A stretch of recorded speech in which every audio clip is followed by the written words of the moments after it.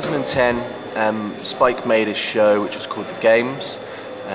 We made that show in the autumn of 2010, and we wanted to go to Edinburgh to the festival to showcase it to one of the sort of industry or theatre industry's largest sort of showcase events. Edinburgh is incredibly expensive, and you can't fundraise it sort of from public purse because you're never going to make any money. Blah blah blah blah blah blah. So I was aware of crowdsourcing or crowdfunding, many different terms for it. I was aware of Kickstarter in the States, and so I kept my eye out for thinking that it would come over to the UK, which it subsequently did.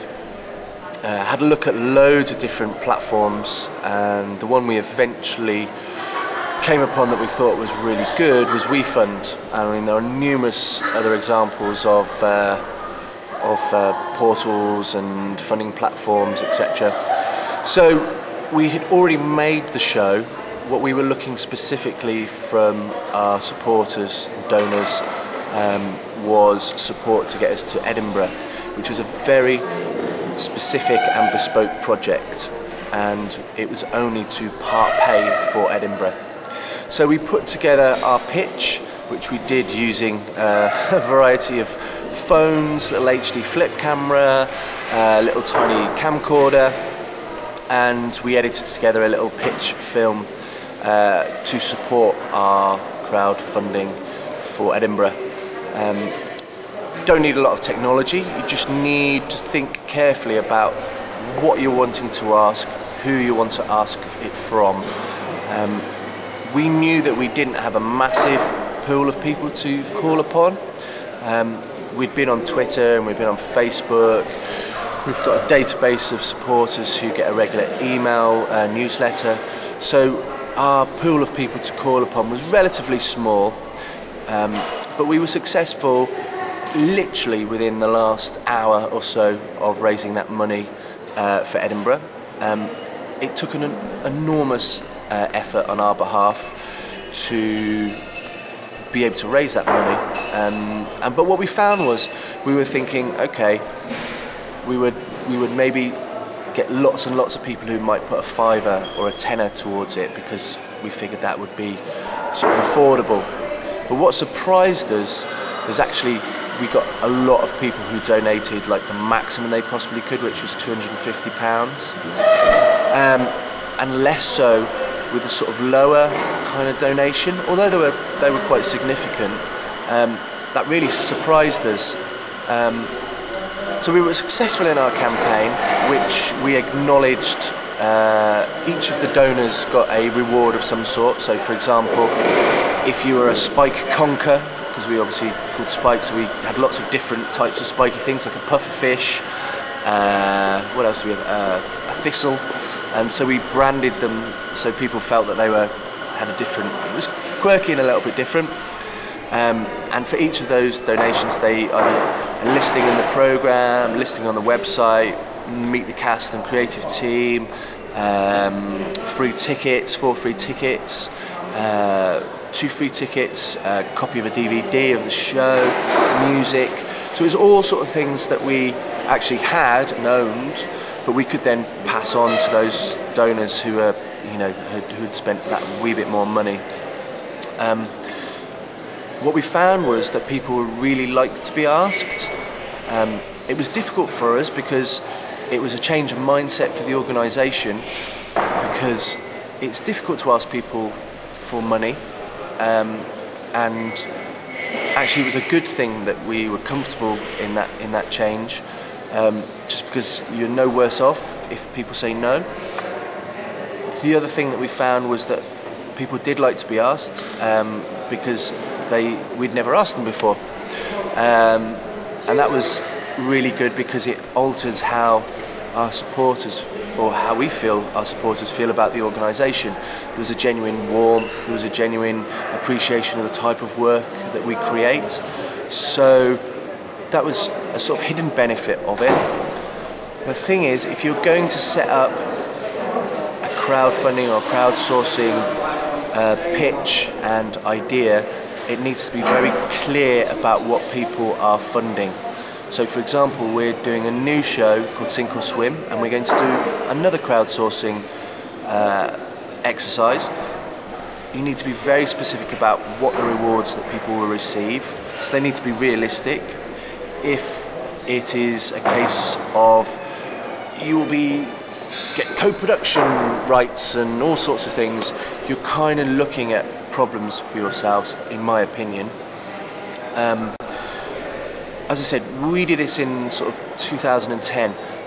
Crowdfunding was very new, so we were sort of an early adopter to it. So we used that fact to generate lots of press interest. So we sent off lots of press releases explaining about what WeFund was and how we were it's a new way of the public being able to engage with artists and their work. Things have moved on, obviously 2 years down the line. It's interesting how tech startups and how tech ideas can generate a lot more money because people can see that's actually a brilliant idea. Whereas for arts-based projects, I think it's slightly more, not problematic, but you need to really be able to be very clear about what folk are supporting. So in lots of ways, there are lots of things where you can do pay before you play, which is where people will give you money in advance and you get a free ticket. So essentially you get the benefit later down the line once the show's been made. We found that lots of folk that we had never met, but we'd met or I'd talked to online on Twitter or on Facebook, who like to sort of engage with us, but I haven't directly met face to face, also gave funding towards the project itself. It's a lot of work, but it's a careful balancing act of not saturating and people getting bored and not listening to your message. So what we try to do is not bombard people all the time.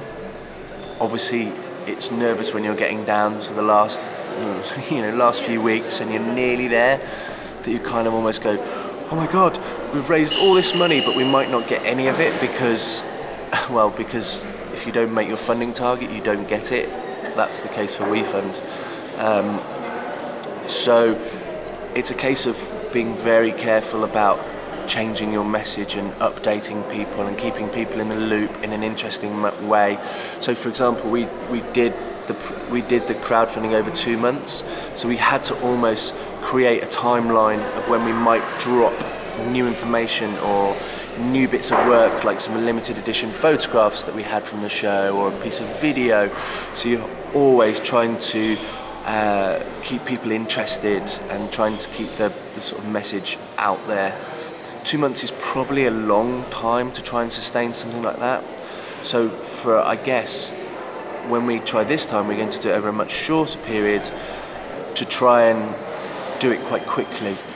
And that may work, it may not. It's all a bit of experimentation and what is right for you at any one given moment. In terms of keeping in contact with your supporters, it's really important that you say, or you do what you say you're going to do, because people are giving you their hard-earned money and that needs to be respected, and so you need to keep informing them this is what your money is done. So for example, we went to Edinburgh and people came to see the show in Edinburgh. It also made people feel that they'd actually helped you achieve that, and it made them in a small way feel really good, I think. But keeping people informed, in loop where you are when we were touring. So we went to Edinburgh and it realised there's a massive tour, 49 dates across the UK, which meant that from that small amount of money meant that we extended our normal touring schedule by about 100%. So we'd normally do 25 dates, it extended it again. So from that small little donation, it's kind of remembering to say thank you to people and remembering to kind of, if you need to send them a DVD, send them a DVD. Ask them if they want acknowledgement on your website or on your thing. They may not. Someone who donates £250 might not want lots of people knowing that. So don't make any assumptions with people and really treat them with respect, because they may donate to you again, they may not. it may be just for one specific project. Pitch and launch, not pitch and putt. Pitch and launch. We made a short film. We used every online platform that we had, through our blogger site, through Tumblr, through Facebook, through Twitter. The sort of advent of the online social media, as people are well aware, has kind of democratised the ability of small organisations to get their message out there. So it was making sure that everything is linked up in lots of ways, making sure that people see your pitch, making sure that your pitch has, this is what we're asking for, this is how you can do it, trying to make it as easy for people. If you've got to go through 5 clicks to get to the point where you can actually go donate, people are actually going to get bored. I know I've been there, and you kind of go, oh, I'll go through another thing and fill another set of forms out. Explain to people that that might be what the case. You might have to fill in your name, otherwise it looks like money laundering. You might have to fill in your name, but it won't take any longer than this. Explain them almost step by step by step, so people are aware of what they need to do. We also encourage people, supporters, to retweet our work or share it on Facebook. Getting your message out there to as many people as possible is really, really important. So, just by asking simply people to retweet or to, getting your message out there to as many people as possible is the key. After you've done that, it's getting them to listen to the message and then acting upon that, which is, I think, is the tricky thing. So, thinking about, okay, well, a cost of 2 coffees was the minimum donation. So if you omitted 2 coffees that week and just put that money towards a £5 donation to us, it's equating what that money and actually what that money is worth. For £5, that bought us, maintain, puppets, etc., etc., etc. So it's making clear where that money is being spent. And that you're not just gone to the pub with it and drunk it. It's being very clear about what that has bought for somebody, and that's how you do it in your, donations or your list of what. When people donate, you get X amount of things. So I think it's just being very clear about what your message is, and just being personable and friendly. It will be completely different for tech startup ideas, because I think arts projects, it has to be something that people either like your work or they like the idea. Similarly, I guess, for tech startup, but where there is an actual physical thing that somebody is supporting, that's an amazing piece of technology that I think will revolutionise X, Y and Z, to make that thing happen. I think they're very different, but essentially you're doing a similar sort of thing. I think one of the final things for me is so you think about launching, or you are going to launch another crowdfunding project. Are you going to be approaching the same people that donated first time around?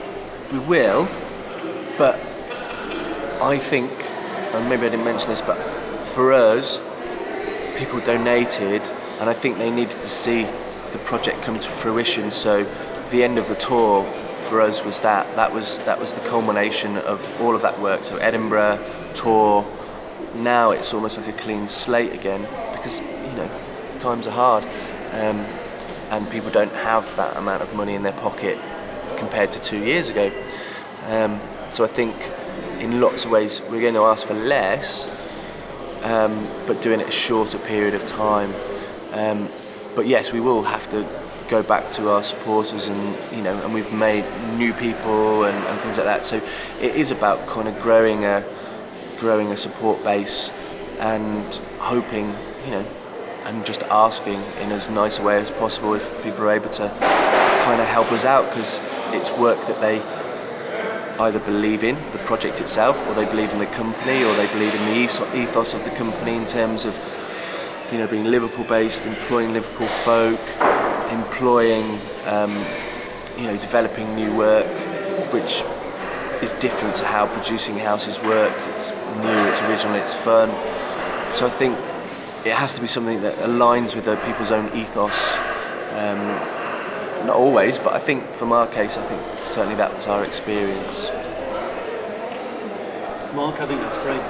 Thank you very much, and good luck with the project. Cheers, Bert.